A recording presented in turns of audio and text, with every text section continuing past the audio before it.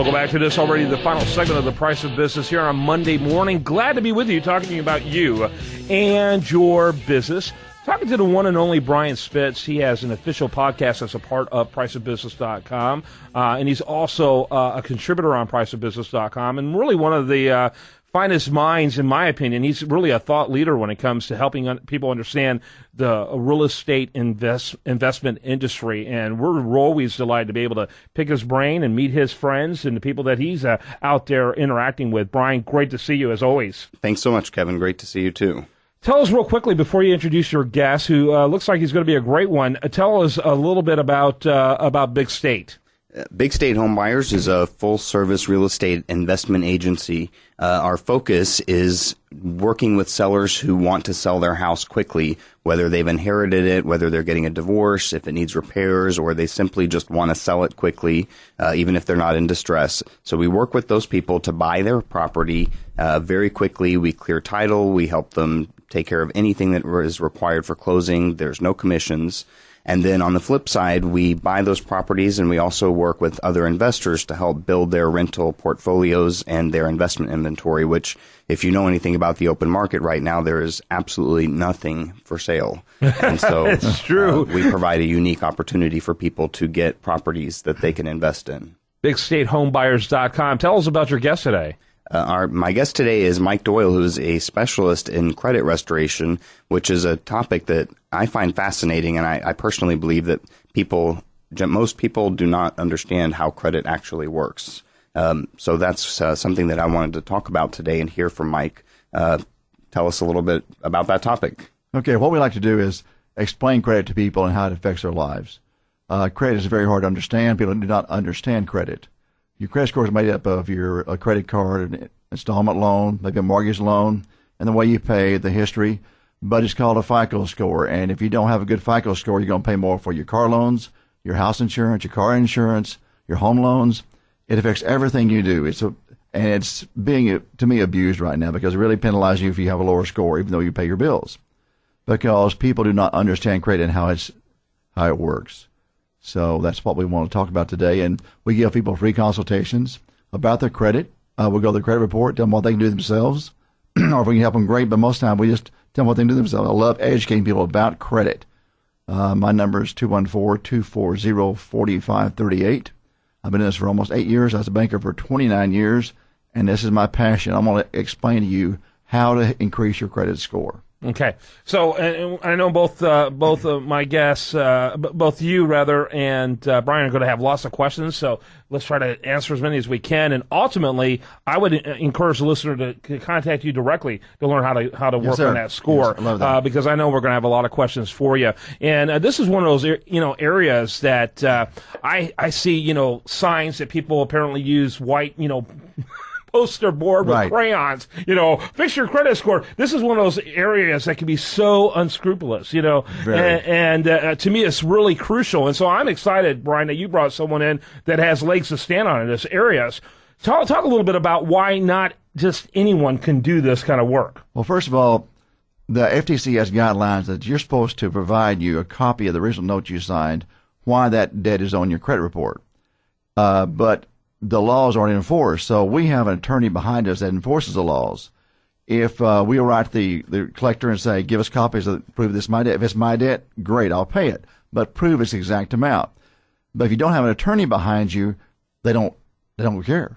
Right. And so that's why if a firm doesn't have an attorney behind them, do not use them, because you can do that yourself. You can do dispute letters yourself, not pay a penny to anyone. But if you wanted to get it done, you need an attorney behind you to do it right. Right. And so your dispute letters are done with the letterhead of the attorney. Yes, and CC to the attorney. The third letter comes from the attorney by registered mail. They respond back to the attorney directly, and he will file suit. He's 12 out of 12 this year for winning lawsuits. There you go, Brian. Well, I agree with you. You see signs, you pull it up on the internet. It's difficult to even learn anything about how credit really works because there's so much advertisement and so many blogs by people that are promoting their companies. And so I'm just fascinated by the topic. So tell us some simple things that people should proactively do to keep their credit score on the rise, or decent credit scores, help get them better. What do people need to do? Okay, first of all, over time, that little credit card you have that has a $200 limit and you charge $25 a month on it, is over 35% of your credit score.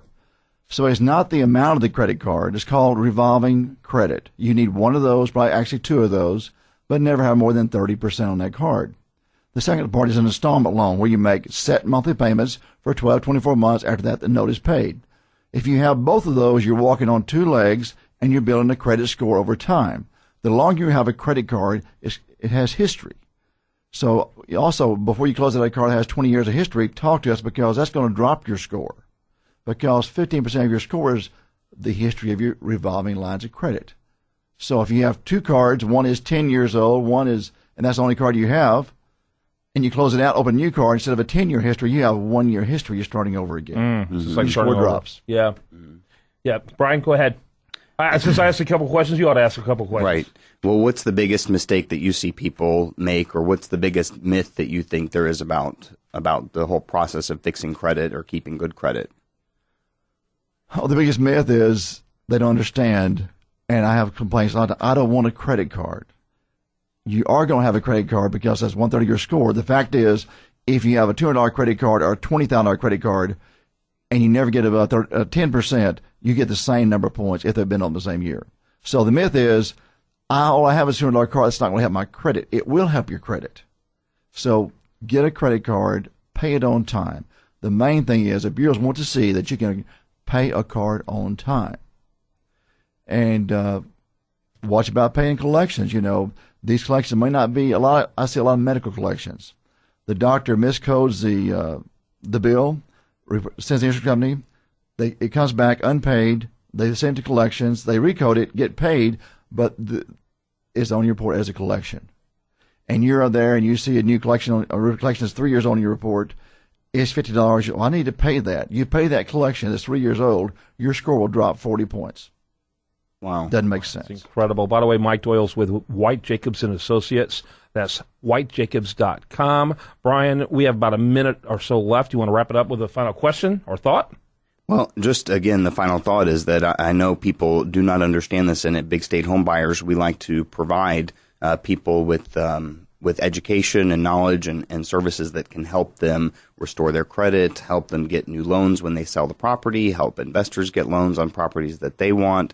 We do a tremendous amount of work with related people and related services, and I'm really excited to be able to provide Mike as a resource for our clients. Is there something else that you'd like to say about your company? We're happy to do a seminar with you, too, to educate people, because education is very important. Yeah, absolutely. Very good. By the way, you can always find out about our friend Brian over at BigStateHomebuyers.com. That's BigStateHomebuyers.com.